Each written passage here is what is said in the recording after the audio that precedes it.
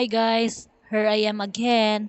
So welcome back again to my YouTube channel. So for today's videos guys, pang D12 na ng aking pag-gym guys. So ito yung mga unang step or mga kaganapan na aking ginawa nitong D12. So always first pagdating ko pinapagawa ni coach yung cardio or mag-biking ganyan. Tapos pumapangalawa na to guys. So ito agad-agad yung pangalawa na pinapagawa ni coach. 30 counts siyang pinapagawa guys. Ito guys. So yes, lat pull down. So, maano naman siya guys, depende sa parang bigat niya. Pero syempre pag babae, binabawasan ni coach yung bigat ng ano, ng machine na to or ito yung tinatawag na lat pull down. So, chest out ka, then count ka ng 30 counts guys. So, yes, itong D12, so na ano ko lang, napansin ko lang, marami na akong nagawa or marami na siyang pinapagawa guys. So that time kasi parang kunti lang nag-gym na mga babae. Kasi yung iba naman talaga syempre sanay na sila guys.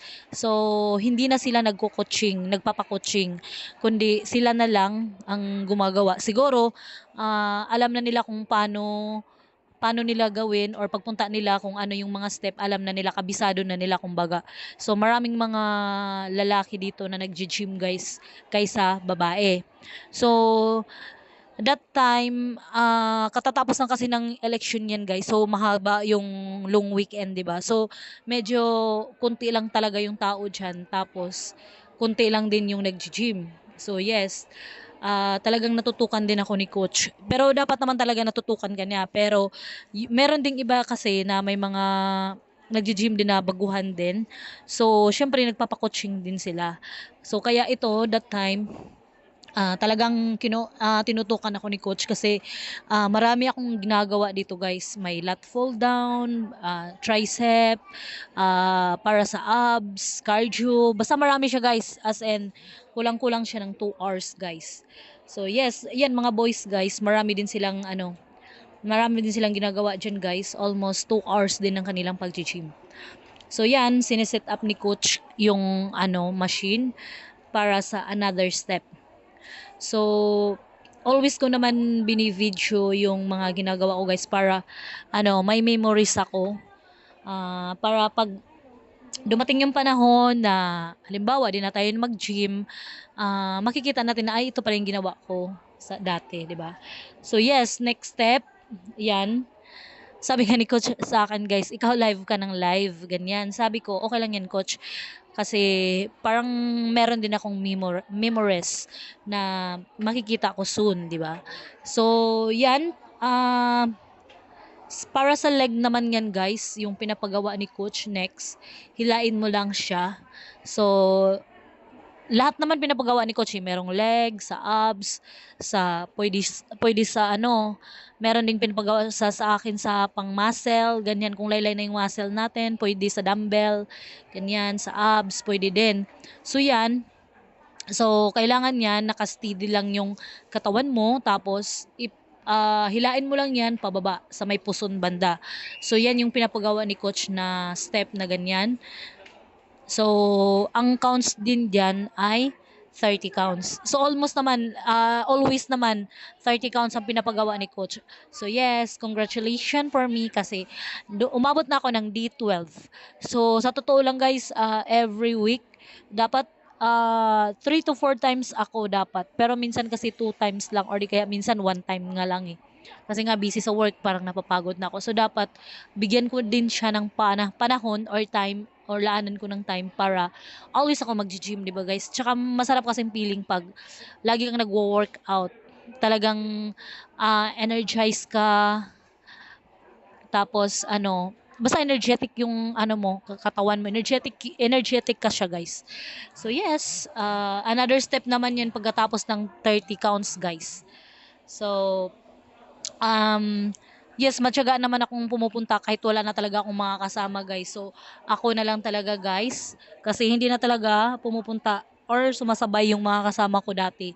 Una, pangalawa, okay sila. Pag ngayon, wala na guys. So, hindi na guys sila sumasama. So, better na ako na lang talaga kasi control ko yung time ko at oras ko na pag ako lang, di ba? So, yan. Siniset ni coach yan. Yan si Coach Brian. So, yes. Good luck to me.